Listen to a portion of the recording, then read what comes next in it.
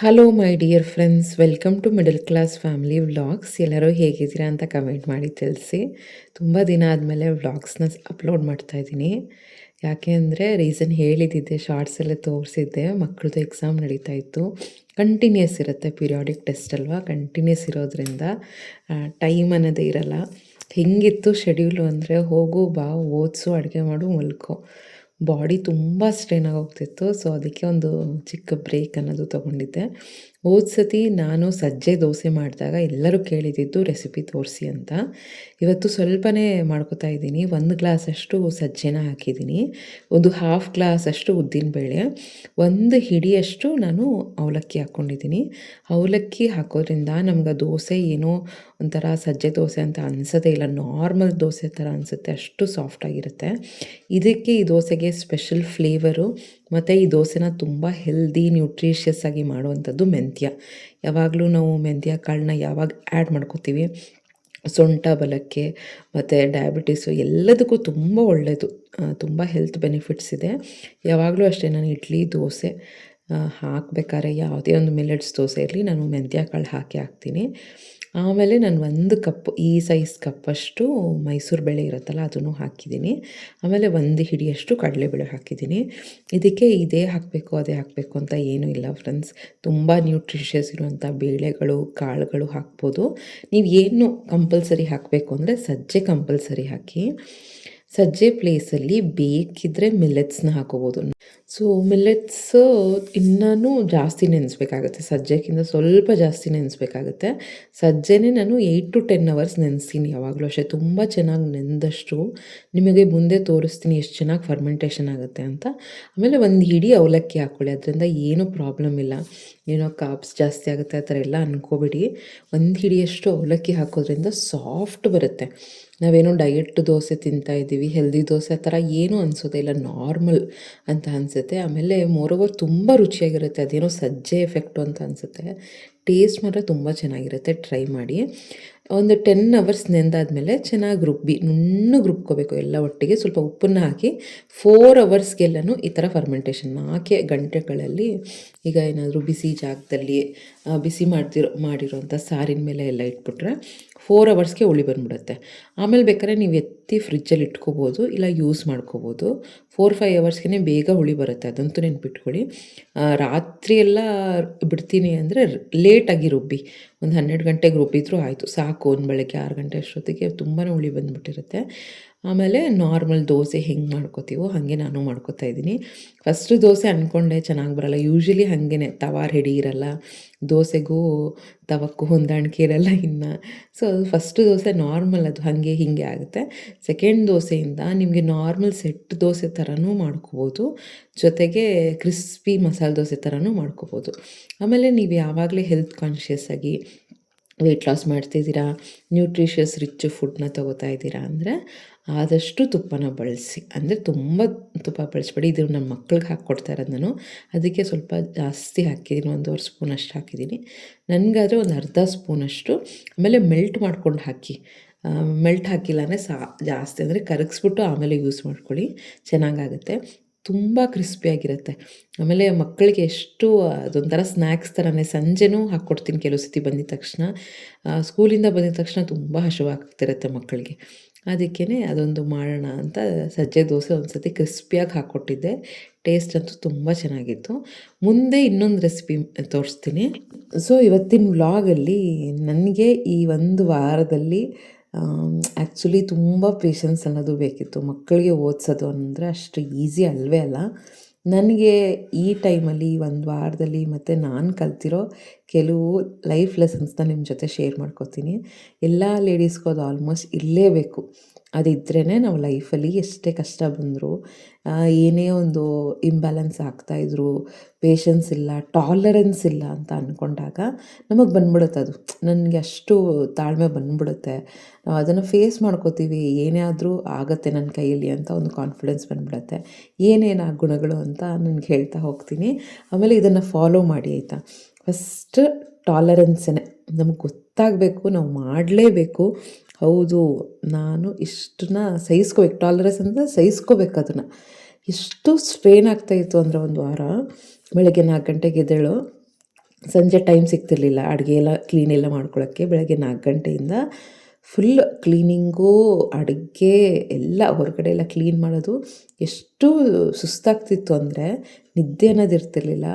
ಓದ್ಸೋದು ಜಾಸ್ತಿ ಅಲ್ವಾ, ಆಮೇಲೆ ಆ ಗಿಲ್ಟ್ ತಡ್ಕೊಳಕ್ಕಾಗಲಿಲ್ಲ. ಅಯ್ಯೋ ಟೆಸ್ಟ್ ಟೈಮಲ್ಲಿ ಓದ್ಸೋಕ್ಕಾಗಲ್ಲ ಅಂತ ಗಿಲ್ಟ್ ತಡ್ಕೊಳಕ್ಕಾಗಲ್ಲ ನನಗೆ. ಅದಕ್ಕೇ ಹೀಗೆ ಇತ್ತು ರೊಟೀನು. 4 ಗಂಟೆಗೆ ಎದ್ದೇಳೋದು, ಎಲ್ಲ ಕೆಲಸಗಳನ್ನ ಮಾಡ್ಕೊಳ್ಳೋದು, ಮತ್ತು ಮಕ್ಕಳನ್ನ ಸ್ಕೂಲಿಗೆಲ್ಲ ನಾನು ಎಲ್ಲ ಕೆಲ್ಸಕ್ಕೆ ಹೋಗೋದು, ಮತ್ತೆ ಬರೋದು. ಬಂದಿದ್ದ ತಕ್ಷಣ ಕೆಲವು ಅವ್ರಿಗೆ ಸ್ವಲ್ಪ ಫ್ರೆಶ್ ಅಪ್ ಹಾಕಿ ಸ್ನ್ಯಾಕ್ಸ್ ಎಲ್ಲ ಕೊಟ್ಟು, ಹೇಗೆ ಅಂದರೆ ಒಂದು 10 ನಿಮಿಷ 15 ನಿಮಿಷ ಆಟ ಆಡೋಕ್ಕೆಲ್ಲ ಬಿಟ್ಬಿಡ್ತಾಯಿದ್ದೆ. ನಾನು ಏನೇ ಇದಾದರೂ ಕೂಡ ಬಂದಿದ್ದ ತಕ್ಷಣ ಸ್ಟಾರ್ಟ್ ಮಾಡಲ್ಲ, ಯಾಕೆಂದರೆ ಒಂದು ಹೆಕ್ಟಿಕ್ ಇರುತ್ತೆ. ಆಮೇಲೆ ನಾನು ಮಕ್ಕಳು ಒಂದೇ ಜಾಗದಲ್ಲಿ ಓದೋದ್ರಿಂದ, ಅಂದರೆ ಹೋಗೋ ಕೆಲಸನೂ ಮಾಡೋದು ಒಂದೇ ಜಾಗ, ಅವ್ರು ಓದೋದು ಅದೇ ಜಾಗ. ಯಾವಾಗ ಟೈಮ್ ಸಿಗುತ್ತೆ, ಅವ್ರು ಯಾವಾಗ ಬ್ರೇಕ್ ಇರುತ್ತೆ ಅಲ್ಲೆಲ್ಲ ಓದಿಸೋದು. ಅದು ಹೆಂಗಾಗೋಗಿತ್ತು ಅಂದರೆ ನನಗೊಂದು 5 ನಿಮಿಷನೂ ರೆಸ್ಟ್ ಅನ್ನೋದು ಸಿಗ್ತಿರ್ಲಿಲ್ಲ. ನನಗೆ ಅನಿಸ್ತಾಯಿತ್ತು, ಏನು ಇಷ್ಟು ಸ್ಟ್ರೈನ್ ಆಗ್ತಾಯಿದೆ, ನನಗೆ ನಿದ್ದೆ ಸರಿಗೆ ಬರ್ತಿರ್ಲಿಲ್ಲ, ಬಾಡಿ ಸ್ಟ್ರೈನು, ಹಸಿವು ಸರಿಗೆ ಆಗ್ತಿರ್ಲಿಲ್ಲ ಆಯಿತಾ. ಇಷ್ಟೆಲ್ಲ ಆಗ್ತಾಯಿತ್ತಾ ನಾರ್ಮಲ್. ಯಾರಿಗೆ ಮಕ್ಳಿಗೆ ಟೆಸ್ಟ್ ನಡೀತಾ ಇರುತ್ತೆ, ಅದು ಹೈಯರ್ ಕ್ಲಾಸಸ್ ನಮ್ಗೆ ಅಷ್ಟು ಗೊತ್ತಾಗೋದೇ ಇಲ್ಲ. Lower classes up to 5th standard ಮಕ್ಳಿಗೆ ನಾವೇ ಓದಿಸ್ಬೇಕಾಗುತ್ತೆ. ದೊಡ್ಡವಳು ಅವಳೇ ಓದ್ಕೋತಾಳೆ ಬಂದು. ನಾನಂತೂ ಈ ಸತಿ ಅವಳಿಗೂ ಬಿಡಲಿಲ್ಲ, ನಾನು ಮಾನಿಟರಿಂಗ್ ಮಾಡ್ತಾನೇ ಇದ್ದೆ. ಎಷ್ಟು ಓದಿದ್ಯಾ, ಏನು ತಂದು ತೋರಿಸು. ಎವ್ರಿ ಹಾಫ್ ಆನ್ ಅವರ್ ನಾನು ಹೋಗ್ತಿದ್ದೆ ಅಥವಾ ಅವಳನ್ನೇ ಕರೀತಿದ್ದೆ. ಎಷ್ಟು ಮಾಡಿದ್ಯಾ ಮ್ಯಾಥ್ಸು, ಸೈನ್ಸ್ ಎಷ್ಟು ಚಾಪ್ಟರ್ಸ್ ಆಗಿದೆ, ಇನ್ನೂ ಎಷ್ಟು ಪೆಂಡಿಂಗ್ ಚಾಪ್ಟರ್ಸ್ ಇದೆ, ಇದನ್ನೆಲ್ಲ ಕೇಳ್ತಾನೇ ಇದ್ದೆ ನಾನು. ಸೊ ಅವ್ರ ಹಿಂದೆ ಬಿದ್ದಾಗ ಅವ್ರಿಗೆ ಸ್ವಲ್ಪ ಗೊತ್ತಾಗುತ್ತೆ, ಹೌದು ಯಾರೋ ಅಬ್ಸರ್ವ್ ಮಾಡ್ತಿದ್ದಾರೆ, ಯಾರೋ ಅಕೌಂಟಬಲ್ ಇದ್ದಾರೆ, ನಾವು ಒಬ್ರಿಗೇನೋ ಹೇಳಬೇಕು, ಎಷ್ಟು ಓದಿದ್ದೀವಿ ಅಂತ ಹೇಳಬೇಕು ಅಂತ ಅನಿಸಿದಾಗ ಕರೆಕ್ಟಾಗಿ ಓದ್ತಾರೆ. ಅವಳು ಜವಾಬ್ದಾರಿಯಿಂದನೇ ಇರ್ತಾಳೆ. ಬಟ್ ಯಾವಾಗ ನಾವು ಹಿಂದೆ ಇರ್ತೀವಿ ಅವಳಿಗೂ ಅನಿಸುತ್ತೆ, ಹೌದು ಯಾರೋ ಕೇರ್ ಮಾಡ್ತಿದ್ದಾರೆ ಅನ್ನಂಗೆ. ಸೊ ಆ ಥರ ನನಗೆ ಈ ಸತಿ ಅಂತೂ ಒಂದು 5-6 ಡೇಸ್ ಆ ಥರನೇ ಇತ್ತು. ಒಂಥರ ಸ್ಯಾಟಿಸ್ಫ್ಯಾಕ್ಷನ್ ಅಲ್ವಪ್ಪ ಅವ್ರಿಗೆ ಓದಿಸೋದು ಮಾಡೋದು. ನಾವು ವರ್ಕಿಂಗ್ ವುಮೆನ್ಗೆ ಅಕ್ಸೆಪ್ಟ್ ಮಾಡ್ಕೋಬೇಕದು. ಡೈಲಿ ಬೇಸಿಸಲ್ಲಿ ಅಷ್ಟೊಂದು ಕೊಡೋಕ್ಕಾಗಲ್ಲ ಅವ್ರಿಗೆ ಟೈಮು. ಬಟ್ ಎಕ್ಸಾಮು ಅಂತ ಬಂದಾದಮೇಲೆ ತುಂಬ ತರುವಾಗಿ ಓದಿಸ್ಬೇಕಾಗುತ್ತೆ. ಆ ಥರ ಆಗ್ತಿತ್ತು. ಸೊ ಆ ಟಾಲರೆನ್ಸ್, ಹೌದು ನನ್ನ ಕೈಲಿ ಕಷ್ಟ ಆಗ್ತಿದೆ, ಬಟ್ ಆದರೂ ನಾನು ಪುಷ್ ಮಾಡ್ಕೋಬೇಕು. ನನಗೆ ಈ ಸತಿ ಕಷ್ಟ ಆಗಿದ್ದೇನು ಅಂದರೆ ಹಸ್ಬೆಂಡು ತುಂಬಾ ಬ್ಯುಸಿ ಆಗಿಬಿಟ್ಟಿದ್ರು, ತುಂಬಾ ಬ್ಯುಸಿ. ಸೊ ಎಲ್ಲ ತಲೆ ಮೇಲೆ ಬಂತು ಅನ್ನಂಗೆ ಆಗೋಗ್ತಿತ್ತು. ಯಾವಾಗಲೂ ಅಟ್ಲೀಸ್ಟ್ ಸ್ವಲ್ಪ ನಾನು ಸಪೋರ್ಟ್ ಮಾಡ್ತಾಯಿದ್ರು. ಬಟ್ ಅವರು ಬ್ಯುಸಿ ಇದ್ದರು, ಅವ್ರು ಮ್ಯೂಸಿಕ್ ಫೀಲ್ಡಲ್ಲಿ ಅವರು ಬ್ಯುಸಿ ಇದ್ದರು. ಅದಕ್ಕೇ ನಾನೇ ಹೆಂಗೋ ಮ್ಯಾನೇಜ್ ಮಾಡ್ಕೊಂಡು ಬರಬೇಕಲ್ಲ, ಅದು ನನಗೆ ನಾನು ಮಾಡಬೇಕು, ನಾನು ಹೆಂಗಾನ ಇದನ್ನು ಟಾಲ್ರೇಟ್ ಮಾಡ್ಕೋಬೇಕು ನನಗೆ. ಅದು ಸಿಂಪಲ್ ಅಂತ ಅನಿಸುತ್ತೆ, ಏನೊಂದು ಟೆಸ್ಟು ಅಂತ ಅನಿಸುತ್ತೆ. ಅದು ಯಾವ ತಾಯಿ ಕರೆಕ್ಟಾಗಿ ಕೂರಿಸ್ಕೊಂಡು ಓದಿಸ್ತಾರಲ್ಲ ಅವ್ರಿಗೆ ಗೊತ್ತು ಅದು ಎಷ್ಟು ಸ್ಟ್ರೈನ್ ಆಗುತ್ತೆ ಅಂತ. ನಾನು ಶಾರ್ಟ್ಸಲ್ಲಿ ಅಪ್ಲೋಡ್ ಮಾಡಿದ್ದೆ, ಎಷ್ಟು ಸ್ಟ್ರೈನ್ ಆಗುತ್ತೆ ಅಲ್ವ ತಾಯಂದ್ರಿಗೆ ಅಂತ. ಬಟ್ ಅದು ಹೌದು, ಎಷ್ಟೊಂದು ಜನ ಕಮೆಂಟ್ ಮಾಡಿದರು, ಹೌದು ಎಷ್ಟು ಸ್ಟ್ರೈನ್ ಆಗೋಗುತ್ತೆ, ನಮಗಂತೂ ಸಾಕಾಗೋಗುತ್ತೆ. ಮಕ್ಕಳು ಕೇಳಲ್ಲ, 10 ನಿಮಿಷಕ್ಕೂ ಅಲ್ಲೆದ್ದೋಗ್ತಾರೆ ಇಲ್ಲೆದ್ದೋಗ್ತಾರೆ, ಕರಿಬೇಕು. ಯಾರನ್ನಾಗಿರಲಿ, ತಂದೆ ಆಗಿರಲಿ ತಾಯಿ ಆಗಿರಲಿ, ಮಕ್ಕಳಿಗೆ ಓದಿಸ್ತಾ ಇದ್ದಾರೆ ಅಂದರೆ ತುಂಬ ಟಯರ್ಡಪ್ಪ. ನನ್ನ ಕೆಲ್ಸಕ್ಕೆ ಹೋಗ್ಬೇಕಾದ್ರೂ ಬೇರೆ ಎಷ್ಟೊಂದು 1 ಗಂಟೆ ಟೈಮ್ ಪಾತ್ರೆ ತೊಳೆದ್ರೂ ನಂಗೆ ಅಷ್ಟೊಂದು ಸುಸ್ತಾಗಲ್ಲ. ಇದು ಮೆಂಟಲಿ ಫಿಸಿಕಲಿ ಸ್ಟ್ರೈನು. ಬಂದಿದ್ದ ತಕ್ಷಣ ನಾನು ಯೂಶ್ವಲಿ ಒಂದು 10 ನಿಮಿಷ 12 ನಿಮಿಷ ಮಲಗ್ತಾ ಇದ್ದೆ. ಬಟ್ ಈ ಸತಿ ಅದೂ ಆಗ್ತಿರ್ಲಿಲ್ಲ, ಬೆನ್ನೋಗೆ ತುಂಬ ಸ್ಟ್ರೈನ್ ಆಗ್ತಿತ್ತು. ಸೊ ಆಗ ಅನಿಸ್ತಾ ಇರೋದು, ಇಲ್ಲ ನನ್ನ ಕೈಲಾಗುತ್ತೆ ಅಂತಲೇ ನನ್ನನ್ನು ನಾನು 6 ಡೇಸ್ ಪುಷ್ ಮಾಡಿದ್ದಿದ್ದು. ನೆಕ್ಸ್ಟ್ ಈಗ ಅವಲಕ್ಕಿ ತೋರಿಸ್ತಾ ಇದ್ದೀನಿ. ಅವಲಕ್ಕಿದು ಬೇಸ್ ನಾರ್ಮಲ್ ಚಿತ್ರಾನ್ನ ಥರನೇ ಮಾಡ್ತೀರಾ, ಬಟ್ ಅಲ್ಲಿ ಗೊತ್ತಾ ಇಡೋದು ನೆನೆಸೋದ್ರಲ್ಲಿ. ಇದು ಪೇಪರ್ ಅವಲಕ್ಕಿ. ನಾನು ಯಾವಾಗಲೂ ಹೆಂಗೆ ಮಾಡ್ತೀನಿ ಅಂದರೆ, ಪೇಪರ್ ಅವಲಕ್ಕಿನ ತೊಗೋತೀನಿ, ಒಂದು 3 ಸತಿ ಎಂಥದ್ದು ನೀರಲ್ಲಿ ತೊಳಿತೀನಿ. ತೊಳೆದು ಒಂದು 30 ಸೆಕೆಂಡ್ ನೆನೆಯೋಕ್ಕೆ ಬಿಡ್ತೀನಿ, ಇಷ್ಟೇ. ಪೇಪರ್ ಅಲ್ಲಪ್ಪ, ಇದು ಮೀಡಿಯಮ್ ಅವಲಕ್ಕಿ ಆಯಿತಾ. ಮೀಡಿಯಮ್ ಅವಲಕ್ಕಿನ ನೆನೆಸೋದು ಫ್ರೆಂಡ್ಸ್. ಎಷ್ಟು ಗೊತ್ತಾ, ಒಂದು 30 ಸೆಕೆಂಡ್ ಅಷ್ಟೇ. ಆಮೇಲೆ ಆ ಜಾಲರಿ ಇರುತ್ತಲ್ಲ, ತೂತು ಪಾತ್ರೆ ಇರುತ್ತಲ್ಲ, ಅದರಲ್ಲಿ ಹಾಕಿ ಇಟ್ಬಿಡ್ತೀನಿ ಅಷ್ಟೇ ಆಯಿತಾ. ಏನೋ ನೆನೆಸ್ಬೇಕು 10 ನಿಮಿಷ ನೆನೆಸ್ಬೇಕು, ಅದೆಲ್ಲ ಗಟ್ಟಿ ಅವಲಕ್ಕಿಗೆ ಅಷ್ಟೇ. ಪೇಪರ್ ಅವಲಕ್ಕಿ ಅಂತೂ ಬರೀ ನೀರನ್ನು ಚಿಮುಕಿಸ್ತೀವಿ. ಇದು ಮೀಡಿಯಮ್ ಅವಲಕ್ಕಿ ಅಲ್ವಾ, ಅದಕ್ಕೇ ಒಂದು 30 ಸೆಕೆಂಡ್ ನೆನೆಸಿದ್ರೆ ಸಾಕು, ಜಾಸ್ತಿ ನೆನೆಸ್ಬಾರ್ದು. ಆಮೇಲೆ ಅದನ್ನು ತೂತು ಪಾತ್ರೆಗೆ ಹಾಕಿ ಇಟ್ಬಿಡಬೇಕು ಆಯಿತಾ. 3 ಸತಿ ತೊಳೆದು 30 ಸೆಕೆಂಡ್ ನೆನೆಸಿ, ಆಮೇಲೆ ತೂತು ಪಾತ್ರೆಯಲ್ಲಿ ಹಾಕಿ ಇಟ್ಟು ನಿಮ್ಮ ಪಾಡಿಗೆ ನೀವು ಗೊಜ್ಜು ಮಾಡಿಕೊಂಡ್ರೆ ಅಷ್ಟೊತ್ತಿಗೆ ಅದು ಎಲ್ಲ ನೀರಿನಾಂಶ ತೇವಾಂಶ ಎಲ್ಲ ಹೀರ್ಕೊಂಡಿರುತ್ತೆ. ಆಮೇಲೆ ಅದನ್ನು ಪಾತ್ರೆಯಲ್ಲಿ ಹರಡಿದ್ರೆ ತುಂಬ ಚೆನ್ನಾಗಿ ಸಾಫ್ಟಾಗಿ ನೆಂದಿರುತ್ತೆ. ಸೊ ಆ ಥರ ಅವಲಕ್ಕಿನ ಫಸ್ಟ್ ಪ್ರಿಪೇರ್ ಮಾಡ್ಕೋಬೇಕು ಬೇಸ್. ಆಯಿತಾ. ನಾನು ಈ ನಡುವೆ ನಾನು ಕಲ್ತಿರೋದು ಏನು ಅಂದರೆ, ಏನೇ ಮಾಡಿದರೂ ಕೂಡ ಅದರಲ್ಲಿ ಪೌಷ್ಟಿಕಾಂಶ ಏನಿದೆ ಅಂತ ನೋಡ್ಕೊಳ್ಳುವಂಥದ್ದು. ನಾರ್ಮಲ್ ಇನ್ಮೇಲೆ ಚಿತ್ರಾನ್ನ ಮಾಡಿದ್ರು, ಅವಲಕ್ಕಿ ಮಾಡಿದ್ರು, ಉಪ್ಪಿಟ್ಟು ಮಾಡಿದ್ರು, ನೀವೇನು ಅಂದರೆ ಅದರಲ್ಲಿ ಕಾಯಿ ತುರಿ ಮತ್ತು ಕ್ಯಾರೆಟ್ 3 ಹಾಕಿದ್ದೀನಿ. 3ನ್ನ ತುರಿದು ಅನಿಸುತ್ತೆ, ಅಯ್ಯೋ ಇಷ್ಟು ಸಿಂಪಲ್ ಅಡುಗೆನ ಏನಕ್ಕೆ ಸುಮ್ಮನೆ ಕಾಂಪ್ಲಿಕೇಟ್ ಮಾಡ್ಕೊಳ್ಳೋದು ಅಂತ. ಬಟ್ ತುಂಬಾ ನಿಮಗೆ ಬೆನಿಫಿಟ್ ಸಿಗುತ್ತೆ. ಮಕ್ಕಳು ಸ್ಟ್ರಾಂಗಾಗಿರ್ತಾರೆ, ಅವ್ರಿಗೆ ಹೆಲ್ತ್ ಅಪ್ಸೆಟ್ ಆಗೋಲ್ಲ. ಎಲ್ಲದರಲ್ಲೂ ತರಕಾರಿ ಸೊಪ್ಪು ಇನ್ಕ್ಲೂಡ್ ಮಾಡ್ತಾ ಹೋಗಿ, ಕಾಳು, ಪ್ರೋಟೀನು, ಮೊಟ್ಟೆ, ಪ್ರತಿಯೊಂದು ಮೀಲ್ಸಲ್ಲೂ ನಾನೊಂದು ಪುಳಿಯೋಗರೆ ಮಾಡಿದ್ರೆ ಜೊತೆಗೆ ಮೊಟ್ಟೆ ಬೇಯಿಸ್ಕೊಟ್ಟಿರ್ತೀನಿ, ಅಥವಾ ಡೇಟ್ಸ್ ಕೊಟ್ಟಿರ್ತೀನಿ, ಅಥವಾ ಡ್ರೈ ಫ್ರೂಟ್ಸ್ ಕೊಟ್ಟಿರ್ತೀನಿ. ಯಾಕಂದರೆ ಪುಳಿಯೋಗರೆಯಲ್ಲಿ ಅಷ್ಟೊಂದು ಪೌಷ್ಟಿಕಾಂಶ ಏನೂ ಇರೋದಿಲ್ಲ. ಅದಕ್ಕೇ ಯಾವಾಗಲೇ ಚಿತ್ರಾನ್ನ ಈಗ ಇದ್ರ ಜೊತೆಗೆ ರಾತ್ರಿ ಸ್ವಲ್ಪ ಅನ್ನ ಮಿಕ್ಕಿತ್ತು, ಅದನ್ನು ಸ್ವಲ್ಪ ಚಿತ್ರಾನ್ನ ಥರನೇ ಕಲಿಸ್ದೆ. ಎಲ್ರಿಗೂ ಎಷ್ಟು ಇಷ್ಟ ಆಯಿತು ಅಂದರೆ, ಡಬಲ್ ಆಗುತ್ತೆ ಟೇಸ್ಟ್. ಯೂಶಲಿ ನಾವು ಅವಲಕ್ಕಿಗೆ ಒಂದು 1/4 ಸ್ಪೂನಷ್ಟು ಸಕ್ಕರೆನ ಹಾಕ್ತೀನಿ, ಟೇಸ್ಟ್ ಬ್ಯಾಲೆನ್ಸ್ ಆಗುತ್ತೆ ಅಂತ. ಬಟ್ ಈ ಸ್ಟೇಜಲ್ಲಿ ನಾವು ಸಕ್ಕರೆ ಹಾಕೋದು ಬೇಡ, ಯಾಕೆಂದರೆ ಕ್ಯಾರೆಟ್ದೇ ಸ್ವೀಟ್ನೆಸ್ ಇರುತ್ತೆ. ಸ್ವಲ್ಪ ಲೈಟಾಗಿ ಎಷ್ಟು ಚೆನ್ನಾಗಿರುತ್ತೆ. ನೀವು ಒಂದು ಸತಿ ಟ್ರೈ ಮಾಡಿ ಇದನ್ನು. ಯಾವಾಗಲೇ ಅವಲಕ್ಕಿ ನೆಕ್ಸ್ಟ್ ಟೈಮ್ ಮಾಡಬೇಕಾದ್ರೆ ಕ್ಯಾರೆಟ್ ಚೆನ್ನಾಗಿ ತುರಿದಾಕಿ, ಕಾಯಿ ತುರಿ ಕಂಪಲ್ಸರಿ, ಅದು ಕಾಯಿ ತುರಿನ ತುರಿದಾಕಿ ಒಳ್ಳೆ ಟೇಸ್ಟ್ ಬರುತ್ತೆ. ಆಮೇಲೆ ಟೆಕ್ನಿಕ್ ಏನು ಅಂದರೆ, ಕಡಲೆ ಬೀಜ ಹುರಿಯೋದ್ರಲ್ಲಿ ಮೀಡಿಯಮ್ ಫ್ಲೇಮಲ್ಲೇ ಒಂದು 30-40 ಸೆಕೆಂಡ್ ಅಥವಾ 1 ನಿಮಿಷ ನಿಧಾನಕ್ಕೆ ಹುರಿದ್ರೆ ಕ್ರಂಚಿಯಾಗಿ ಚೆನ್ನಾಗಾಗತ್ತೆ. ಆಮೇಲೆ ಕಡಲೆ ಬೀಜ ಆದಮೇಲೆ ಈರುಳ್ಳಿನ ಹಾಕಬಾರ್ದು, ಹಸಿಮೆಣ್ಸಿನ್ಕಾಯಿ ಹಾಕಬೇಕು. ಹಸಿಮೆಣ್ಸಿನ್ಕಾಯಿ ಮೇಲೆ ವೈಟ್ ಡಾಟ್ಸ್ ಬರಬೇಕು. ಅದು ಆ ಹಸಿಮೆಣ್ಸಿನ್ಕಾಯಿ ಫ್ಲೇವರು ಎಣ್ಣೆಗೆ ಬಿಟ್ಕೊಳ್ಳುತ್ತೆ. ಅದು ನಿಮ್ಮ ಅವಲಕ್ಕಿ, ಚಿತ್ರಾನ್ನ, ಇದು ಪಲ್ಯಗಳಿಗೆ ತುಂಬ ಟೇಸ್ಟ್ ಬರುತ್ತೆ. ಆಮೇಲೆ ಸೆಕೆಂಡ್ ಬೆನಿಫಿಟ್ ಏನು ಅಂದರೆ, ಹಸಿಮೆಣ್ಸಿನ್ಕಾಯಿನ ಎಣ್ಣೆಲಿ ಫ್ರೈ ಮಾಡೋದ್ರಿಂದ ನಮ್ಗೆ ಅಷ್ಟೊಂದು ಅಸಿಡಿಟಿ ಅಂತ ಆಗಲ್ಲ. ಸ್ವಲ್ಪ ಮಟ್ಟಿಗೆ ಕಡಿಮೆ ಆಗೋಗುತ್ತೆ, ಖಾರನೂ ಕಡಿಮೆ ಆಗೋಗುತ್ತೆ. ಸ್ವಲ್ಪ ಎಷ್ಟು ಬೇಕೋ ಅಷ್ಟು ಮೈಲ್ಡ್ ಫ್ಲೇವರ್ ಇರುತ್ತೆ, ಖಾರನೂ ಇರುತ್ತೆ. ಟ್ರೈ ಮಾಡಿ. ಸಣ್ಣ ಪುಟ್ಟ ಟೆಕ್ನಿಕ್ಸ್ ನಾನು ಕಲ್ತ್ಕೊಂಡಿರೋದೇ. ನಾನು ಡಿಫ್ರೆನ್ಸ್ ನೋಡ್ತೀನಿ. ನಾರ್ಮಲಾಗಿ ಈರುಳ್ಳಿ ಜೊತೆ ಹಸಿಮೆಣ್ಸಿನ್ಕಾಯಿ ಹಾಕಿ ಮಾಡಿದಾಗ, ಅಥವಾ ಸಪ್ರೇಟಾಗಿ ಫಸ್ಟ್ ಹಸಿಮೆಣ್ಸಿನ್ಕಾಯಿ ಹಾಕಿ ಎಣ್ಣೆಲಿ ಫ್ರೈ ಮಾಡಿ ರೆಸಿಪಿ ಮಾಡಿದಾಗ ಡಿಫ್ರೆನ್ಸ್ ಇರುತ್ತೆ. ಅದಕ್ಕೆ ನಾನು ಹೇಳಿದ್ನಲ್ಲ, ಸ್ವಲ್ಪ ಅನ್ನ ಇತ್ತು ಅಂತ ಈಗ ಅದೇ ಗೊಜ್ಜನ್ನ ಹಾಕಿ ಸ್ವಲ್ಪ ನಿಂಬೆಹಣ್ಣನ್ನು ಹಾಕಿ ಕಲಿಸ್ತಾ ಇದ್ದೀನಿ. ಎಷ್ಟು ಟೇಸ್ಟ್ ಇರುತ್ತೆ ಅಂದರೆ ಹೇಳ್ಬಾರ್ದು. ನೀವು ಒಂದು ಸತಿ ಟ್ರೈ ಮಾಡಿ ಫಸ್ಟ್, ಆಮೇಲೆ ಗೊತ್ತಾಗುತ್ತೆ. ನೆಕ್ಸ್ಟು ನಮಗೆ ಏನು ಇಂಪಾರ್ಟೆಂಟ್ ಅಂದರೆ, ಮ್ಯಾನೇಜ್ ಮಾಡೋ ಸ್ಕಿಲ್ ಬೇಕು, ಆಯಿತಾ. ಮನೇಲಿದ್ದರೂ ಕೂಡ, ಹೊರಗಡೆ ಹೋದರೂ ಕೂಡ ನನ್ನ ಕೈಲಿ ಆಗಲ್ಲ ಅಂತ ಬಿಟ್ಕೊಡೋಂಗಿಲ್ಲ. ಮ್ಯಾನೇಜಿಂಗ್ ಸ್ಕಿಲ್ನ ಕಲಿಬೇಕು. ಮನೆ ಹತ್ರ ಬ್ರಹ್ಮಕಮಲ ಅನಿಸುತ್ತೆ ಇದು ಬಿಟ್ಟಿತ್ತು, ಆಯಿತಾ. ಎಷ್ಟು ಘಮ ಅಂತ ಇತ್ತು ಅಂದರೆ, ರಾತ್ರಿ ನೋಡಿದ್ದಿತ್ತು. ಸುಮ್ಮನೆ ಹಾಗೆ ವಾಕ್ ಮಾಡ್ತಾಯಿದ್ವಿ ನಾನು. ಆವಾಗ ಹಸ್ಬೆಂಡ್ ತೋರಿಸಿದ್ರು, ನೋಡು ಎಷ್ಟು ಚೆನ್ನಾಗಾಗಿದೆ ಅಂತ. ಆಗ ನಾನು ಮತ್ತು ಹಸ್ಬೆಂಡು, ಮಕ್ಕಳು ಎಲ್ಲ ನೋಡಿದ್ದಿದ್ದು. ಅದರದ್ದು ಪ್ರಕೃತಿ ಹೆಂಗೆ ಪ್ಯಾಟ್ರನ್ ಹೆಂಗೆ ಅಂತಲೇ ಗೊತ್ತಾಗಲ್ಲ. ಅದು ಹೆಂಗೆ ಹೂವು ಅರಳಿದೆ, ಅದು ಹೆಂಗೆ ಅರೇಂಜ್ ಆಗಿದೆ, ಅದನ್ನು ನೋಡೋಕ್ಕೆ ಖುಷಿ. ಅದೊಂಥರ ಕಮಲ ಥರ ಇರುತ್ತೆ. ಅದ್ರ ಹತ್ತಿರ ಹೋದ್ರೂ ಘಮ ಅಂತಿರುತ್ತೆ. ಅದೇನೋ ಮೇ ಬಿ ಒಂದು ನೈಟ್ ಅಷ್ಟೇ ಅರಳಿರುತ್ತೆ ಅನಿಸುತ್ತಲ್ಲ, ಆಮೇಲೆ ಮತ್ತೆ ಬಾಡೋಗುತ್ತದು. ಸೊ ಇದನ್ನು ನೋಡಿ ಭಾರಿ ಖುಷಿಯಾಗೋಯ್ತು ನನಗೆ, ಆಯಿತಾ. ಸೊ ಏನೇ ಆದರೂ ಕೂಡ ನಮಗೆ ಮ್ಯಾನೇಜಿಂಗ್ ಸ್ಕಿಲ್ ಇರಬೇಕಪ್ಪ. ಹಿಂಗೆ ಮ್ಯಾನೇಜ್ ಮಾಡ್ಕೋಬೋದು, ನಾವೇ ಪ್ಲ್ಯಾನ್ ಮಾಡ್ಕೋಬೇಕು. ಹಿಂಗೆ ಮಾಡಿದ್ರೆ ನನಗೆ ಈಸಿ ಆಗುತ್ತೆ ಅಂತ.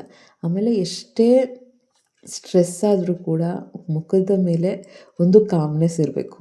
ಹೇಳೋದು ಈಸಿ, ಬಟ್ ಫಾಲೋ ಮಾಡಿದ್ರೆ ನಮಗೇ ಮೇಜರ್ ಬೆನಿಫಿಟ್. ನಾವು ಯಾವಾಗ ಮುಖದಲ್ಲೇ ತೋರಿಸ್ಬಿಡ್ತೀವಿ ನಮ್ಮ ಇರಿಟೇಷನ್ನ, ಕೋಪನ, ಸ್ಟ್ರೆಸ್ ಆಗಿರೋದನ್ನು ಯಾವಾಗ ನಾವು ಮುಖದಲ್ಲೇ ತೋರಿಸ್ಕೊಂಡ್ಬಿಡ್ತೀವಿ, ಮನೆ ಎನ್ವೈರ್ನಮೆಂಟು ಹಾಳಾಗುತ್ತೆ. ಜೊತೆಗೆ ನಮಗೂ ಒಂಥರ ಕಾಮ್ನೆಸ್ಸೇ ಇರಲ್ಲ, ಒಂಥರ ಕನ್ಫ್ಯೂಷನ್ಸ್ ಆಗ್ತಿರುತ್ತೆ. ಅದಕ್ಕೆ ಏನೇ ಸ್ಟ್ರೆಸ್ ಆಗಿದ್ರು ಕೂಡ ನಾನೇನೋ ತುಂಬ ಖುಷಿಯಾಗಿರಿ, ಎಂಜಾಯ್ ಮಾಡಿ ಅಂತಲ್ಲ. ನಾನು ಈ 1 ವೀಕ್ ಆ ಥರ ಇರಲಿಲ್ಲ ಆ್ಯಕ್ಚುಲಿ. ಬರೋದು ತುಂಬ, ಬಟ್ ನನ್ನ ಸ್ಟ್ರೆಸ್ಡ್ ಔಟ್ನ ತೋರಿಸ್ತಾ ಇರಲಿಲ್ಲ ಮಕ್ಕಳಿಗೆ. ಎಸ್ಪೆಷಲಿ ಒಂದು ಇನ್ಸ್ಟಾಗ್ರಾಮ್ದು ಒಂದು ಪೇಜ್ ಓದ್ತಾ ಇದ್ದೆ. ಅದರಲ್ಲಿ ಯಾವ ತಾಯಿ ತುಂಬ ತನ್ನನ್ನು ತಾನು ಸ್ಟ್ರೆಸ್ ಮಾಡಿಕೊಂಡು, ಬೇಜಾರು ಮಾಡಿಕೊಂಡು, ಕಷ್ಟಪಟ್ಕೊಂಡು, ತ್ಯಾಗಗಳನ್ನ ಮಾಡಿಕೊಂಡು, ನೋವಿಂದ ಜೀವನ ಮಾಡ್ತಿರ್ತಾರೆ ಅಂತ ಮಕ್ಕಳಿಗೆ ಗೊತ್ತಾದಾಗ ಅವರು ಖುಷಿಯಾಗಿರಲ್ವಂತೆ. ಸ್ವಾರ್ಥ ಅನಿಸಿದ್ರು ಕೂಡ ಫಸ್ಟು ತಾಯಿ ಖುಷಿಯಾಗಿರಬೇಕು. ಮಕ್ಕಳನ್ನ ತುಂಬ ಚೆನ್ನಾಗಿ ಬೆಳೆಸ್ತಾಳಂತೆ ಅವಳು. ಈಗ ನೋಡಿ, ತುಂಬ ತ್ಯಾಗಗಳನ್ನ ಮಾಡಿಕೊಂಡು, ತುಂಬ ಸ್ಟ್ರೆಸ್ಡ್ ಔಟ್ ಮಾಡಿಕೊಂಡು ಕೆಲವು ದಿನ ಆದರೆ ಓಕೆ. ಲೈಫ್ ಲಾಂಗ್ ನಾವು ತುಂಬ ಕೊರಕ್ಕೊಂಡು ಆ ಥರ ಇದ್ದೀವಿ ಅಂದರೆ ಮಕ್ಕಳು ಅದನ್ನು ನೋಡಿ ನೋಡಿ ಕುಗ್ಗೋಗ್ತಾರಂತೆ. ಅಯ್ಯೋ ಎಮೋಷ್ನಲಿ ಡೌನ್ ಆಗ್ತಾರಂತೆ. So happy mother is equal to happy kid ಅಂತ ಅದರ ಟೈಟಲು. ಯಾವಾಗಲೂ ಅಷ್ಟೇ ತಾಯಿ ಖುಷಿಯಾಗಿರಬೇಕು. ಮಕ್ಕಳು ತುಂಬ ಅಬ್ಸರ್ವ್ ಮಾಡ್ತಾರೆ. ತಂದೆ ಅಷ್ಟು ಅವೈಲಬಿಲಿಟಿ ಇರಲ್ಲ, ಮೇಜರ್ ಕೇಸಲ್ಲಿ ಇರಲ್ಲ. ತಾಯಿನೇ ಅಬ್ಸರ್ವ್ ಮಾಡೋದವ್ರು. ಹೆಂಗೆ ಇರ್ತಾಳೆ, ಹೆಂಗೆ ಮಾತಾಡ್ತಾಳೆ, ಕಮ್ಯುನಿಕೇಷನು ಏನು ಪದಗಳನ್ನ ಯೂಸ್ ಮಾಡ್ತಾಳೆ. ಅಯ್ಯೋ ನನ್ನ ಲೈಫೇ ಹೀಗೆ, ನಂದು ಬರೀ ಕಷ್ಟಗಳು ಹಾಗೆ ಹೀಗೆ ಅಂತ ಮಕ್ಳಿಗೆ ಹೇಳ್ತಾ ಇದ್ದರೆ ಅವ್ರಿಗೊಂಥರ ಅದು ನೆಗೆಟಿವಿಟಾಗಿ ಹೌದು ಮನೇಲಿ ತುಂಬ ಕಷ್ಟ, ಸಂಕಟ, ಅವರಿಗೊಂದು ಕಾನ್ಫಿಡೆನ್ಸ್ ಬರಲ್ಲ, ಈ ಥರನೇ ಆಗ್ತಿರತ್ತಂತೆ. ಅದು ತುಂಬ ಚೆನ್ನಾಗಿ ಕೊಟ್ಟಿದ್ರು. ಒಂದು 10 ಪೇಜ್ ಇತ್ತು. ಎಷ್ಟು ಡೀಟೇಲಾಗಿ ಕೊಟ್ಟಿದ್ರು ಅಂದರೆ ನೀವು ಅಷ್ಟೊಂದು ತ್ಯಾಗ ಮಾಡೋ ಅವಶ್ಯಕತೆ ಇಲ್ಲ. ಖುಷಿಯಾಗಿರಿ, ಮಕ್ಕಳನ್ನ ಖುಷಿಯಾಗಿರಿ. ಆಮೇಲೆ ಮಕ್ಕಳದು 100% ನೀವು ಹ್ಯಾಂಡಿಕ್ಯಾಪ್ ವರ್ಕ್ ಅಂತ ಹೇಳ್ತೀವಿ. ಅಂದರೆ ಅವ್ರಿಗೆ ಏನು ಬೇಕು ಪ್ರತಿಯೊಂದೂ ನೀವೇ ಮಾಡೋದು. ಅದನ್ನು ಹ್ಯಾಂಡಿಕ್ಯಾಪ್ ವರ್ಕ್ ಅನ್ನೋದು.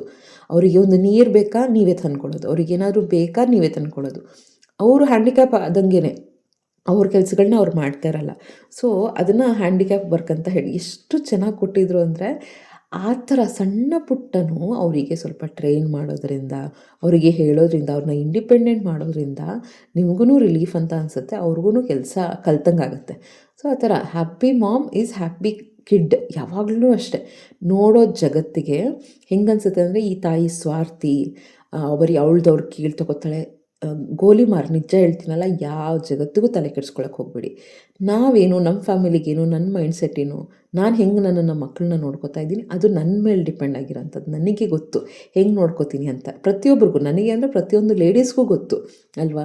ಅದನ್ನು ಪ್ರೂವ್ ಮಾಡೋ ಯಾವ ನೆಸೆಸಿಟಿನೂ ಇಲ್ಲ, 1% ನೆಸೆಸಿಟಿ ಇಲ್ಲ. ಸೊ ಅದಕ್ಕೇ ಹ್ಯಾಪಿ ಮಾಮ್ ಹ್ಯಾಪಿ ಕಿಡ್. ಅದು ಯಾವಾಗಲೂ ತಲೆಯಿಂದ ಅನ್ಕೋತಾ ಇರಿ. ನೀವು ಕೊರ್ಕೊಂಡೇ ಕೂತ್ಕೊಂಡು ಮನೇಲಿ ಎನ್ವೈರ್ನಮೆಂಟ್ ಎಲ್ಲ ಕೊರ್ಗೋ ಥರನೇ ಇದ್ದರೆ ಮಕ್ಕಳು ಕಾನ್ಫಿಡೆನ್ಸ್ ಆಗಿರಲ್ಲ, ಹ್ಯಾಪಿಯಾಗೂ ಇರಲ್ಲ. ನೆಕ್ಸ್ಟ್ ಏನು ಕಲಿಬೇಕು ಅಂದರೆ ಹೇಗೆ ಎಮೋಷ್ನಲ್ ರಿಕವರಿ ಆಗಬೇಕು ಅಂತ. ಎಲ್ಲ ಲೇಡೀಸ್ಗೂ ಒಂದಲ್ಲ ಒಂದು ಎಮೋಷ್ನಲ್ ಟ್ರಾಮಾ ಇದ್ದೇ ಇರುತ್ತೆ. ಮನೇಲಿ ಫ್ಯಾಮಿಲಿ ಮೆಂಬರ್ಸ್ ಸರಿಗಿರಲ್ಲ, ಸಪೋರ್ಟ್ ಮಾಡಲ್ಲ, ಒಬ್ಬರೇ ಎಲ್ಲ ಮಾಡ್ತಾ ಇರ್ತೀರಾ. ಆಮೇಲೆ ಮಕ್ಕಳ ವಿಷಯದಲ್ಲಿ ಅಪ್ಸ್ ಆ್ಯಂಡ್ ಡೌನ್ಸ್ ಆಗ್ತಿರುತ್ತೆ. ನಮಗೇನೋ ವರ್ಕ್ ಪ್ರೆಷರ್ ಇರುತ್ತೆ, ವರ್ಕ್ ಪ್ಲೇಸಲ್ಲಿ ಒಂಥರ ಏನೋ ಇರುತ್ತೆ, ಅಥವಾ ಹೆಲ್ತ್ ಪ್ರಾಬ್ಲಮ್ ಇರುತ್ತೆ. ಏನೋ ಒಂದು emotional trauma, emotional roller coaster ನಡೀತಾನೆ ಇರುತ್ತೆ. ಆ ಥರ ಬಂದಾಗ ಒಂದು 2-3 ದಿನ ಅಥವಾ ಎಸ್ಪೆಷಲಿ ಪೀರಿಯಡ್ಸ್ ಬಂದಾಗಲ ಮೂಡ್ ಸ್ವಿಂಗ್ಸ್ ಅದೆಲ್ಲ ಆಗ್ತಾ ಇರುತ್ತೆ. ಅದೆಲ್ಲ ಆದಾಗ ಹೀಗೆ ನಾವು ರಿಕವರ್ ಮಾಡ್ಕೋತೀವಿ, ಯಾವ ರೀತಿ ನಾವು ಪೇಷನ್ಸಿಂದ ನಡ್ಕೋತೀವಿ, ತುಂಬ ಮ್ಯಾಟ್ರ್ ಆಗುತ್ತೆ. ಹೌದಾ? ಆಯಿತು, ನನಗೆ ಮೂಡ್ ಸ್ವಿಂಗ್ಸ್ ಆಗ್ತಾಯಿದೆ, ಎಮೋಷ್ನಲಿ ನಾನು ತುಂಬ ಡೌನ್ ಆಗಿದ್ದೀನಿ, ಹಾಗಂತ ಕಿರ್ಚಾಡೋದು, ಬೇಜಾರು ಮಾಡ್ಕೊಳ್ಳೋದು, ಅಳೋದು ಹಿಂಗೆಲ್ಲ ಮಾಡೋಕ್ಕಾಗಲ್ಲ. ನಮ್ಮನ್ನು ನಾವು ಆ ಎಮೋಷ್ನಲ್ ಕೋಎಫಿಷಿಯೆಂಟ್ನ ಕರೆಕ್ಟಾಗಿ ಮೇಂಟೈನ್ ಮಾಡ್ಕೋಬೇಕು. ಎಮೋಷನ್ಸ್ ಮೇಂಟೈನ್ ಮಾಡೋಕ್ಕೆ ಬರಬೇಕು. ಎಮೋಷನ್ಸ್ನ ಪ್ರಾಪರಾಗಿ ಎಕ್ಸ್ಪ್ರೆಸ್ ಮಾಡೋಕ್ಕೆ ಬರಬೇಕು. ತುಂಬ ಕಿರ್ಚಾಡ್ಬಿಡೋದು, ಹತ್ಬಿಡೋದು, ಅಥವಾ ತುಂಬ ಹ್ಯಾಪಿ ಬಂದಿದ ತಕ್ಷಣ ಫುಲ್ ಎಕ್ಸೈಟ್ ಆಗಿಬಿಡೋದು, ಈ ಥರ ಇರಲೇಬಾರ್ದು. Emotions handling is a great skill. ನಮಗೆ ಗೊತ್ತಿರಬೇಕದು. ತುಂಬ ಖುಷಿ ಆಗ್ಬಿಡೋದು, ಯಾರೋ ಏನೋ ಚೆನ್ನಾಗಿ ನೋಡ್ಕೊಂಬಿಟ್ರು ಎಕ್ಸೈಟ್ ಆಗಿಬಿಡೋದು, ಅಯ್ಯೋ ಹೀಗೆ ಇರುತ್ತೆ ನಮ್ಮ ಲೈಫು ಅಂತ. ಆ ಥರ ಇರಲ್ಲ ಲೈಫು, ಆಯಿತಾ. ಏನೋ ಸ್ವಲ್ಪ ನೋವು ಮಾಡಿಬಿಟ್ರು ತುಂಬ ಡೌನ್ ಆಗಿಬಿಡೋದು. ಸೊ ನಮಗೆ ರಿಕವರ್ ಆಗೋಕ್ಕೆ ಬರಬೇಕು. ಹೇಗೆ ನಾವು ಎಮೋಷ್ನಲಿ ಡೌನ್ ಆದಾಗ ಅಥವಾ ಅಪ್ ಆದಾಗ ಹೇಗೆ ನ್ಯೂಟ್ರಲ್ ಆಗಿರಬೇಕು ಅಂತ. ಆಮೇಲೆ ಯಾರಿಂದ ಏನೂ ಎಕ್ಸ್ಪೆಕ್ಟ್ ಮಾಡೋಕ್ಕೆ ಹೋಗ್ಬೇಡಿ, ತುಂಬ ನೋವಾಗುತ್ತೆ. ಎಷ್ಟಾಗುತ್ತೋ ಅಷ್ಟು ನೀವು ಇಂಡಿಪೆಂಡೆಂಟಾಗಿ, ಯಾರು ಏನೂ ಮಾಡಿಕೊಡ್ತಾ ಇಲ್ವಾ, ಖುಷಿಯಾಗಿರಿ. ಅದರಷ್ಟು ಸುಖ ಇನ್ನೊಂದಿಲ್ಲ ಅಂತ ಅಂದ್ಕೊಳ್ಳಿ. ಎಷ್ಟೋ ಮನೆಗಳಲ್ಲಿ ಯಾರೂ ಏನೂ ಹೆಲ್ಪ್ ಮಾಡಲ್ಲ, ನೀವುಗಳೇ ಮಾಡ್ತಿರ್ತೀರ. ಅದನ್ನು ಕಷ್ಟದಿಂದ ಮಾಡ್ಕೊಳಕ್ಕೆ ಹೋಗ್ಬಿಡಿ. ನೀವು ಸ್ಮಾರ್ಟಾಗಿ ಪ್ಲ್ಯಾನ್ ಮಾಡ್ಕೊಳ್ಳಿ. ಹಿಂಗೆ ಮಾಡಿದ್ರೆ ನನಗೆ ಕೆಲಸ ಕಡಿಮೆ ಆಗುತ್ತೆ. ಈಗಿನ ಕಾಲದಲ್ಲಂತೂ ಪ್ರತಿಯೊಂದು ಸೆಕ್ಟರಲ್ಲೂ ಹಾರ್ಡ್ ವರ್ಕಿಂಗಿಂತ ಸ್ಮಾರ್ಟ್ ವರ್ಕಿಂಗಿಗೆ ಕೆಲಸ ಬೆಸ್ಟ್ ಅಂತ, ಆಯಿತಾ. ಅದಕ್ಕೇ ಒಳ್ಳೆ ರೆಕಗ್ನಿಷನ್ ಸಿಗೋದು, ಔಟ್ಪುಟ್ಟೂ ಒಳ್ಳೆಯದು. ಹೌಸ್ ವೈಫ್ ವಿಷಯದಲ್ಲಂತೂ 100% ನೀವು ಸ್ಮಾರ್ಟಾಗಿ ಪ್ಲ್ಯಾನ್ ಮಾಡಿ. ಏನು ರೆಸಿಪಿ ಮಾಡಿದ್ರೆ ನನಗೆ ಈಸಿ ಆಗುತ್ತೆ, ಏನು ರೆಸಿಪಿ ಮಾಡಿದ್ರೆ ನನಗೆ ರಿಲ್ಯಾಕ್ಸ್ ಆಗಿ ನಾನು ಮಾಡೋಕ್ಕೆ ಹೋಗ್ಬೋದು, ಎಲ್ಲ ನಮ್ಮ ಕೈಲಿರುತ್ತೆ ಡಿಸಿಷನ್ಸು, ಆಯಿತಾ. ನೀವು ಪಾಸಿಟಿವ್ ಆಗಿ ಮಾತಾಡಿ, ನನ್ನ ಕೈಯಲ್ಲಿ ಆಗುತ್ತೆ, ನಾನೇ ಏನಕ್ಕೆ ಮಾಡಬೇಕು, ಅವ್ರುಗಳೆಲ್ಲ ಏನಕ್ಕೆ ಕೂತಿದ್ದಾರೆ. ತುಂಬ ಜನಕ್ಕೆ ಬರುವಂಥ ತುಂಬ ಕಾಮನ್ ಕ್ವೆಶ್ಚನ್ ಇದು. ಅದ್ರ ಬದಲಾಗಿ ಹೌದು ಅದರಲ್ಲಿ ಏನಿದೆ, ಅವ್ರು ಏನಕ್ಕೆ ಶೇರ್ ಮಾಡ್ಕೋಬೇಕು, ಅದ್ರ ಬದಲಾಗಿ ಆರಾಮಾಗಿ ನಾನು ಅಕ್ಸೆಪ್ಟ್ ಮಾಡ್ಕೊಂಬಿಡ್ಬೋದಲ್ವ. ಅಕ್ಸೆಪ್ಟ್ ಮಾಡ್ಕೊಂಡು ಸರಿ ನನ್ನ ಲೈಫ್ ಇಷ್ಟು, ನಾನು ಇದನ್ನು ನೀಟಾಗಿ ಮ್ಯಾನೇಜ್ ಮಾಡ್ಕೋತೀನಿ, ಖುಷಿಯಿಂದ ಮಾಡಿ, ನಗಿ ಆರಾಮಾಗಿ ಕೆಲಸ ಮುಗಿಸ್ಕೊಂಬಿಡಿ. ಒಂದು 1 ಅವರ್ 2 ಅವರ್ಸಲ್ಲಿ ಮ್ಯಾಕ್ಸಿಮಮ್ ಅಡುಗೆ ಮನೆ ಕೆಲಸ ಮುಗಿಸ್ಕೊಂಬಿಡಿ. ನೀವು ಹೌಸ್ ವೈಫ್ ಆಗಿದ್ದರೆ ಹೇಳ್ತಿರೋದು. ಈ ವರ್ಕಿಂಗ್ ಆಗಿಬಿಟ್ರೆ ಅಂತೂ ನಾನು ಹೇಳ್ತೀನಲ್ಲ, ನರ್ಕ ಕೆಲವು ಸತಿ ಬೇಕಾ ಇದೆಲ್ಲ ಅಂತ ಅನಿಸ್ಬಿಡುತ್ತೆ. ಸೊ ಆಗ ನಮ್ಮನ್ನು ಪುಷ್ ಮಾಡ್ಕೊಳ್ಳೋದಿದೆಯಲ್ಲ, ಅದೇ ಎಮೋಷ್ನಲ್ ರಿಕವರಿ. ಪಾಸಿಟಿವ್ ಆಗಿ ಮಾತಾಡ್ತಾನೆ ಇರಬೇಕು, ನನ್ನ ಕೈಲಿ ಆಗುತ್ತೆ ಆಗುತ್ತೆ ಆಗುತ್ತೆ ಅಂತ. ಅದು ಮುಗಿದ ಮೇಲೆ ಆ ಫೇಸು ಹೌದು ಒಂಥರ ಹೆಮ್ಮೆ ಅನಿಸುತ್ತೆ. ಹೌದಲ್ವಾ, ಎಷ್ಟು ಚೆನ್ನಾಗಿ ಮ್ಯಾನೇಜ್ ಮಾಡ್ಕೊಂಡ್ವಿ. ಆಮೇಲೆ ಏನೋ ಒಂದು ತಪ್ಪುಗಳು ಮಾಡಿರ್ತೀವಿ, ನೆಕ್ಸ್ಟ್ ಟೈಮಿಂದ ಇದನ್ನು ತಿದ್ಕೋಬೇಕು ಅಂದರೆ ನಮ್ಮನ್ನು ನಾವು ನೆಗ್ಲೆಕ್ಟ್ ಮಾಡಿರ್ತೀವಿ. ಒಂದು ವಾರ ಇದೇ ಮಾಡಿದ್ದೀನಿ ನಾನು, ಎಂಥ ಸೆಲ್ಫ್ ಕೇರೂ ಇಲ್ಲ, ಏನೊಂದು ವಾಕಿಂಗ್ ಇಲ್ಲ, ಏನೂ ಇಲ್ಲ, ಟೈಮೇ ಇಲ್ಲ. ಎಲ್ಲಿಂದ ಟೈಮು? ಒಂದು 5-6 ಅವರು ಸಂಜೆ ಬಂದಿದ ತಕ್ಷಣ ಅವಳದೇ ಚಿಕ್ಕವಳದೇ ಒಂದು ದೊಡ್ಡ ಹಬ್ಬ ನನಗೆ. ಅವಳನ್ನ ಕೂರಿಸು, ಅವಳಿಗೆ ಓದಿಸು, ಗಂಟೆಗೆ ಏನಾದ್ರು ತಿನ್ನೋಕ್ಕೆ ಕೊಡು, ಇದೇ ಆಗೋಗಿತ್ತು. ಸೊ ಆ ಥರ ನೆಕ್ಸ್ಟ್ ಖುಷಿಯಾಗಿರಿ, ಮೀ ಟೈಮ್ ಸ್ಪೆಂಡ್ ಮಾಡಿ. ನನಗೆ ಆ ಎಬಿಲಿಟಿ ಇದೆ, ಕಾನ್ಫಿಡೆನ್ಸ್ ಇದೆ ಅಂತ ಲಾಸ್ಟಲ್ಲಿ ಒಂದು ಹೇಳ್ತೀನಿ, ನೆನ್ಪಿಟ್ಕೊಳ್ಳಿ. ಬ್ರೇವ್ ಆಗಿರಿ, ಬೋಲ್ಡ್ ಆಗಿರಿ, ಕುಗ್ಗಕ್ಕೆ ಹೋಗ್ಬೇಡಿ, ನನ್ನ ಕೈಯಲ್ಲಿ ಆಗಲ್ಲ, ಏನಾಗುತ್ತೋ ಏನೋ ಅಂತ ಸೆಲ್ಫ್ ಡೌಟ್ ಪಡಬೇಡಿ. ವುಮೆನ್ಗೆ ಅದು ತುಂಬ ಸಿಂಪಲ್ಲೇ ಅನಿಸುತ್ತೆ, ಬಟ್ ಯಾವಾಗ ನಾವು ಧೈರ್ಯದಿಂದ ಲೈಫ್ನ ಲೀಡ್ ಮಾಡ್ತೀವಿ, ನಮಗೆ ಒಂದು ಗೊತ್ತಿಲ್ಲದಂಗೆ ಕಾನ್ಫಿಡೆನ್ಸ್ ಬಂದ್ಬಿಡುತ್ತೆ. ಏನೇ ಕಷ್ಟ ಆದರೂ ನನ್ನ ಕೈಯಲ್ಲಿ ಮ್ಯಾನೇಜ್ ಆಗುತ್ತೆ, ನಾನು ಕಾನ್ಫಿಡೆನ್ಸ್ ಆಗಿ ಮಾಡೋಕ್ಕೆ ಸಾಧ್ಯ ಅಂತ. ಕೆಲವು ಸತಿ ಆ ಸೆಲ್ಫ್ ಡೌಟ್ ಬರುತ್ತೆ ಪ್ರತಿಯೊಬ್ಬರಿಗೂ, ನಾರ್ಮಲ್ ಎಲ್ಲರೂ ಹೇಳ್ತಾರೆ ಆರಾಮಾಗಿರಿ, ಎಂಜಾಯ್ ಮಾಡಿ ಇದೆಲ್ಲ, ಬಟ್ ಎಲ್ಲ ಆಗುತ್ತೆ ಒಂದು ವುಮೆನ್ ಲೈಫಲ್ಲಿ. ಎಲ್ಲ ಸೆಲ್ಫ್ ಡೌಟು, ಬೇಜಾರು, ನೋವು ಪ್ರತಿಯೊಂದು ಆಗುತ್ತೆ. ಬಟ್ ಅವೆಲ್ಲ ಆದಮೇಲೂ ನಾವು ಹೇಗೆ ಕಮ್ ಬ್ಯಾಕ್ ಮಾಡ್ತೀವಿ, ಹೇಗೆ ನಾರ್ಮಲಾಗಿ ಲೈಫ್ನ ಲೀಡ್ ಮಾಡ್ತೀವಿ. ಎಷ್ಟೇ ಬೇಜಾರಾದರೂ ಕೂಡ ಎಂಥ ದಾರುಣ ಅಂದರೆ ಬೆಳಗ್ಗೆ ಎದ್ದು ಎಲ್ಲ ಮಾಡಬೇಕು. ಆ ದಿನದ್ದು ಈ ಕೆಲವು ಸತಿ ಎಷ್ಟೋ ಜನಕ್ಕೆ ಇಲ್ಲ ಮನ್ಸು ಸರಿಯಾಗಿಲ್ಲ, ಏನು ಮಾಡಲ್ಲ ಅಂತ ಹೇಳಿದ್ರೆ ಆಗಿಬಿಡುತ್ತೆ. ಬಟ್ ಲೇಡೀಸ್ದು ಹಂಗಾಗಲ್ಲ, ಎದ್ದ ತಕ್ಷಣ ಮಾಡಬೇಕು. ಡೈಲಿ ಬೇಸಿಸಲ್ಲಿ ಪ್ರತಿಯೊಂದು ಮ್ಯಾನೇಜ್ ಮಾಡಬೇಕು. ಮಕ್ಕಳ ಮೇಲೆ ನಮ್ಮ ಮೇಲೆ ಡಿಪೆಂಡ್ ಆಗಿರ್ತಾರೆ, ಮನೆ ನಮ್ಮ ಮೇಲೆ ಡಿಪೆಂಡ್ ಆಗಿರ್ತಾರೆ. ಸೊ ಆ ಥರ ಎಲ್ಲ ಎಕ್ಸ್ಕ್ಯೂಸ್ ಕೊಡೋಂಗೇ ಇಲ್ಲ. ಏನೇ ಆದರೂ ಕೂಡ ಎದ್ದ ತಕ್ಷಣ ನಾವು ನಾರ್ಮಲ್, ನನ್ನ ಪ್ರಕಾರ ನಾವೆಲ್ಲ ರೋಬೋಗಳು. ಹಿಂದಿನ ದಿನ ಏನೇ ನೋವಿರಲಿ, ಎಷ್ಟೇ ಕಷ್ಟಗಳಿರಲಿ, ಅದೆಲ್ಲ ಮರೆತುಬಿಟ್ಟು ಮತ್ತೆ ನಾವು ಫ್ರೆಶ್ ಆಗಿಂದ ಸ್ವಿಚ್ ಆನ್ ಆಗಿಬಿಡ್ಬೇಕು. ಅಡುಗೆ ಮನೇಲಿ ಕೆಲಸ ಮಾಡಬೇಕು, ಕ್ಲೀನಿಂಗ್ ಆಗ್ತಾ ಇರಬೇಕು, ಮಕ್ಕಳು ನೋಡ್ತಾ ಇರಬೇಕು, ನಮ್ಮ ಬಗ್ಗೆ ನಾವು ಮಾಡ್ತಾ ಇರಬೇಕು, ಫ್ಯಾಮಿಲಿದು ನೋಡ್ತಾ ಇರಬೇಕು. ಹಾಗೆ ಸುಮ್ಮನೆ ಒಂದು ವಾಷಿಂಗ್ ಮಿಷಿನ್ ಆನ್ ಮಾಡ್ದಂಗೆ ನಾವು ಆನ್ ಆಗಿಬಿಡ್ಬೇಕು, ಬೇರೆ ಆಪ್ಷನ್ನೇ ಇಲ್ಲ. ಅದನ್ನು ಕಷ್ಟಪಟ್ಟು ಮಾಡ್ಕೊಳ್ಳೋ ಬದಲು ಎಂಜಾಯ್ ಮಾಡಿಕೊಂಡು, ಇಲ್ಲ ನನ್ನ ಲೈಫ್ ಇಷ್ಟೇ, ನಾವು ಏನೇ ಇದ್ದರೂ ಕೂಡ ಇದನ್ನು ಮಾಡಲೇಬೇಕು ಅಂತ ಅಕ್ಸೆಪ್ಟೆನ್ಸ್ ಬಂದುಬಿಟ್ರೆ ನಾವು ಮಾಡೇ ಮಾಡ್ತೀವಿ. ಸೊ ನಾನು ಒಂದು ವಾರ ಕಲ್ತಿರೋ ಪಾಠ ಇದು. ಸೊ ಹೋಪ್ ಈ ವಿಡಿಯೋ ಇಷ್ಟ ಆಗಿದೆ ಅಂದ್ಕೊಳ್ತೀನಿ ಫ್ರೆಂಡ್ಸ್. ಮಧ್ಯರಾತ್ರಿ 1 ಗಂಟೆಯಲ್ಲಿ ವಾಯ್ಸ್ ಓವರ್ ಕೊಡ್ತಾಯಿದ್ದೀನಿ, ಅದಕ್ಕೆ ವಾಯ್ಸು ಕಸ ಅಂತಿದೆ. ಮುಂದಿನ ವ್ಲಾಗಲ್ಲಿ ಸಿಗ್ತೀನಿ. ಸಬ್ಸ್ಕ್ರೈಬ್ ಮಾಡಿಕೊಂಡು ಲೈಕ್ ಮಾಡಿ, ಶೇರ್ ಮಾಡಿ, ಕಮೆಂಟ್ ಮಾಡಿ. ಯಾರಿಗಾನ ವಿಡಿಯೋ ಯೂಸ್ಫುಲ್ ಆಗುತ್ತೆ ಅಂದರೆ ಅವರಿಗೆ ಶೇರ್ ಮಾಡಿ, ಹೈ ಪಾಯಿಂಟ್ಸ್ ಕೊಡೋದನ್ನು ಮರಿಬೇಡಿ. ನಮಸ್ಕಾರ, ಮುಂದಿನ ವ್ಲಾಗಲ್ಲಿ ಸಿಗ್ತೀನಿ.